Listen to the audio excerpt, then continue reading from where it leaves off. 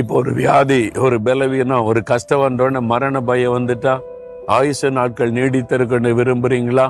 ஆண்டவர் வாக்கு கொடுக்கிறார். நீங்க அந்த வாக்கு தத்தத்தை விசுவாசித்து ஜெபித்தா உங்க ஆயுச நாட்களை தேவன் விருத்தி ஆக்குவார். அதற்கு பல ஆலோசனைகளை வேதத்தில் ஆண்டவர் எழுதியிருக்கிறார். அதுல ஒரு முக்கியமான ஆலோசனை தெரியுமா? எபேசியர் 6:2 பைபிள்ல வாசித்தீங்கன்னா, உன்னுடைய ஆயுசு நாட்கள் நீடித்திருக்கும்படி உன் தாயையும் தகப்பனை கனம் பண்ணுவாயாக என்று ஆண்டவர் சொல்லி இருக்கிறார். பெற்றோரை கனம் பண்ணி அவங்கள சந்தோஷமா வச்சிருந்தாலே உங்களுடைய ஆயுசு நாட்கள் நீடித்திருக்கும்னு ஆண்டவர் ஆலோசனை கொடுக்கிறார். சாப்பிட்டேன், ஓடினேன், நடந்தேன், அது மாதிரி செய்தாலும் எத்தனை பேர் பாதியில போயிடுறாங்க. ஆனா வசனத்தின்படி வாழ்ந்தா உங்களுடைய ஆயுசு நாட்கள் நீடித்திருக்கும். அப்போ பெற்றோரை கனம் பண்ணீங்களா? பெற்றோரை சந்தோஷமா வச்சிருக்கிறீங்களா?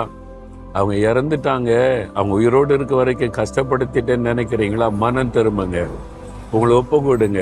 ஆண்டவரே, நான் தப்பு பண்ணிட்டேன், என்னை மன்னிச்சு எனக்கு உதவி செய்யுங்கன்னா கர்த்தர் இறக்க செய்வார். அப்பா அம்மா உயிரோடு இருக்கிறாங்களா? அவங்கள சந்தோஷமா வைங்க. கடைசி வரைக்கும் அவங்கள மகிழ்ச்சியா வைத்து கொள்ளுங்க. அவங்கள கனம் பண்ணுங்க. உங்களுடைய ஆயுசு நாட்கள் நீடித்திருக்குன்னு ஆண்டவர் சொல்லி இருக்கிறார்.